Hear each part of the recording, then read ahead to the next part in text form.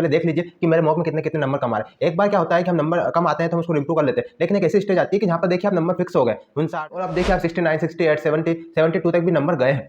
ये समस्या आ रही है, आप भी बार बार मॉक दे रहे हो, नंबर स्कोर नहीं हो रहा है, तो आपको कैसे नंबर स्कोर करना है इसके लिए मैं आपको बेस्ट स्ट्रेटजी बताऊंगा जो मैंने फॉलो की है और जो मैं करता आ रहा हूँ। मेरे मॉक में नंबर कम आ रहे थे, जैसे मैं आपको स्क्रीनशॉट दिखा रहा हूँ, आप स्क्रीनशॉट पर पहले देख लीजिए कि मेरे मॉक में कितने कितने नंबर कम आ रहे हैं। एक बार क्या होता है कि हम नंबर कम आते हैं तो हम उसको इंप्रूव कर लेते हैं, लेकिन एक ऐसी स्टेज आती है कि जहाँ पर देखिए आप नंबर फिक्स हो गए 59, 60, 50, 55, 55, 60, 55, 60, यानी कि एक जगह फिक्स हो गई ये नंबर।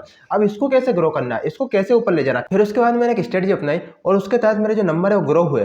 कैसे हुए, और अब देखिए आप 69, 68, 70, 72 तक भी नंबर गए हैं। तो गाइज, तो इस तरह से नंबर कैसे ग्रो करे हैं मैंने आपको मैं ऑथेंटिक स्ट्रेटजी बताता हूँ। मॉक टेस्ट कैसे देना है। बहुत सारे स्टूडेंट मॉक टेस्ट ही गलत देते हैं, इसलिए क्या होता है कि उनको समय कम पड़ जाता है, इसलिए क्या होता है कि उनके मॉक में नंबर नहीं आ पाते। तो अगर आप इस कैटेगरी में आते हो कि आपके नंबर कभी 50 आ रहे हैं, कभी 70 आ रहे हैं, कभी 40 आ रहे हैं, कभी 60 आ रहे हैं, कभी 35 आ रहे हैं, कभी 30 आ रहे हैं, तो इसलिए इसकी समस्या ये है कि आपका सिलेबस कंप्लीट नहीं है। आप कुछ भी कहो, आपका सिलेबस कंप्लीट नहीं है, इसलिए नंबर ऐसे आ रहे हैं। लेकिन अगर आप इस कैटेगरी में नहीं आ रहे हो, आप इस कैटेगरी में आ रहे हो मेरी तरह कि आपके भी नंबर फिक्स हो गए 50, 50, 50, 52, 50, 60 पे, 60, 61, 60, 61 पे, तो आप इस कैटेगरी में आते हो, तो आपको क्या करना है, मॉक सही से देना है। मॉक कैसे देना है वो मैं आपको बताता हूँ। मॉक देने का सबसे अच्छा तरीका है, वैसे क्या होता है कि जैसे एसएससी होता है सेक्शन वाइज होता है, मैथ्स आएगा, रीजनिंग आएगा, इंग्लिश आएगा, अलग अलग आते हैं। लेकिन रेलवे हुआ, ग्रुप डी हुआ, एनटीपीसी हुआ, इसमें क्या होता है, कंबाइन होता है। कभी मैथ्स का क्वेश्चन आ गया, फिर कभी रीजनिंग का आ गया, कभी जीएस का आ गया। तो इसमें क्या करना है, इसकी स्ट्रेटजी है कि आपको स्टार्टिंग से मॉक स्टार्ट करना है। स्टार्टिंग से आपको स्टार्ट करना है और आपको वो क्वेश्चन करते जाना है जो आपको बन रहे हैं। जीएस में भी आपको वो क्वेश्चन करना है जो आपको वन टाइम कंटेस्ट याद है। कंटेस्ट मतलब अच्छे से याद है, आपके भेजे में अच्छे से फिट है, वो क्वेश्चन आपको करना है। और रीजनिंग में भी वही करना है जो आपको अच्छे से आराम से बन रहे हैं। मैथ्स में भी आपको जो नॉर्मल सवाल है, जो बेसिक कैलकुलेशन पे है, जो अच्छे है, जो आपको अच्छे से आती है ट्रिक टेक्निक, वो आपको पहले निपटा लेना है। उसके बाद में जब आप पूरा 1 से लेकर 100 तक पहुंच जाओगे तो आप देखोगे कि आपका 50% से ज़्यादा स्कोर हो चुका है। आप अच्छे सवाल कर चुके हो, सही कर चुके हो, क्योंकि वो सही है, आपको पता है कि हाँ ये तो सही है, कंटेस्ट है।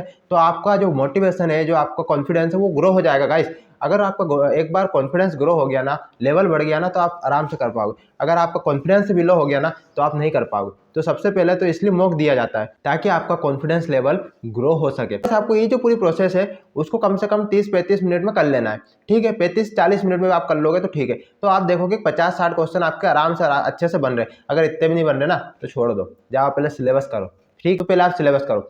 तो गाइस, अगर इतना बन रहा है, 50, 55, 60 तक भी स्कोर हो रहा है, तो आपको लगेगा हाँ ये सही है। अब आगे क्या करना है, अब वापस से वन क्वेश्चन पे या फिर आप मार्क जो किए क्वेश्चन उन पे जाना है, पहले मार्क कर लेना है। अब मार्क जो किए क्वेश्चन है उनको जाना है, फिर उनको उठा के देखना है, मार्क वाला ही उठा के देखना है, क्योंकि अगर मार्क नहीं देखोगे तो फिर वापस पूरा टाइम लगेगा। इसलिए से मार्क कर लेना है, मार्क वालों पे टिक करके देखना है। अब मार्क वाले को देखना है कि आपको क्या याद आ रहा है। कुछ क्वेश्चन ऐसे होते हैं जब आप पूरा मॉक दोगे ना, तब तक कॉन्फिडेंस लेवल बढ़ जाएगा ना, तो आपको लगेगा वो आसानी से याद आ जाता है। कुछ क्वेश्चन ऐसे होते हैं जो याद आ जाते हैं, उनके ट्रिक टेक्निक फार्मूला, फिर उनको कर लेना है, तो इस तरह से आप जब पूरा करोगे, जो मार्क है, उसके बाद में भी आपके 15-20 क्वेश्चन आराम से बन जाएंगे। मान लो 50 क्वेश्चन पहले कर लिए आपने, अब 20 क्वेश्चन और बन गए, 70 क्वेश्चन तक आप पहुंच चुके हो। 70 क्वेश्चन तक आप पहुंच चुके हो, तो आपका एक अच्छा कॉन्फिडेंस बढ़ गया है, अच्छे नंबर भी आपके ग्रो हो रहे हैं और इसमें चांस है कि अच्छे नंबर आ जाएंगे। उसके बाद में आपको 10-15 क्वेश्चन ऐसे रहेंगे जो कभी कभी 50-50 में रहते हैं, 30-40 में रहते हैं, यानी कि 30% लग रहा है कि हो सकता है, 70% लग रहा है नहीं हो सकता है, कभी 50% लग रहा है हाँ ये आ सकता है, कभी नहीं आ सकता है, फिर उनको करना है। तो गाइस, इस तरह से आपको लगभग 75-80 क्वेश्चन आपको क्वेश्चन और इतने क्वेश्चन आपको कर लेना है। इसके बाद में अगर 20 क्वेश्चन ऐसे लग रहे हैं जो आपने कभी सुने नहीं, या फिर बहुत भयंकर रेयरली आपको याद ही नहीं आ रहा कि भैया कहीं वाला कब पढ़ा था ये, तो फिर आप उनको छोड़ सकते हो। तो 80 क्वेश्चन अगर आप पढ़ते हो ना गाइस, तो आपका अच्छा स्कोर हो जाएगा। उसमें से अगर 5-10 क्वेश्चन भी अगर गलत होते, 5 क्वेश्चन भी गलत होंगे, तो भी आप 70+ पहुंच जाओगे। समझ रहे हो, आप 50-55 से आराम से 70+ पहुंच जाओगे। तो आपको मेहनत तो करना पड़ेगा ना, पहले सिलेबस होगा, प्रैक्टिस होगी, एनालिसिस होगा, तो ये चीज हो जाएगी, ठीक है। अब आप में से क्या करेंगे कुछ लोग कि भैया काम करते हैं, पूरा तुक्का लगाते हैं, 80 क्वेश्चन कर लिए, 20 में तुक्का लगाते हैं। मत करना।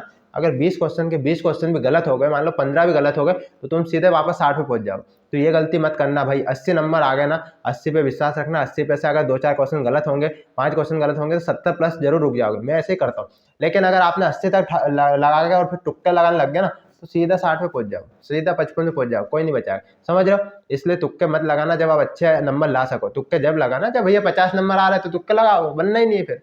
समझ रहे हो, तो अगर आप अच्छी रैंकिंग ला रहे हो, अच्छा नंबर ला रहे हो, तो फिर आपको तुक्के नहीं लगाना है। इस तरह से आपको मॉक देना है और फिर आपको बताना है। तो गाइस, आपको ये मॉक देने का तरीका कैसे लगा, आप मुझे कमेंट करके बताइए, ऑथेंटिक बात है जो मैंने फॉलो करी और ग्रो करा है, मैं आपको बता चुका हूँ। अगर आपको इसके बाद में डाउट रहता है कि मॉक का एनालिसिस कैसे करना है, आपको ये डाउट रहता है कि मॉक कौन सा देना है, या मॉक आपने कौन सा देता हो, मैं कौन सा देता हूँ, कैसे देता हूँ, अगर आपको फिर भी कोई डाउट रहता है तो आप नीचे कमेंट बॉक्स में कमेंट कर सकते हैं और मुझे बता सकते हैं कि आपको क्या डाउट है। तो वीडियो कैसा लगा जरूर बताइएगा, वीडियो को लाइक करो, चैनल को सब्सक्राइब करना ना भूलें। Thank you guys.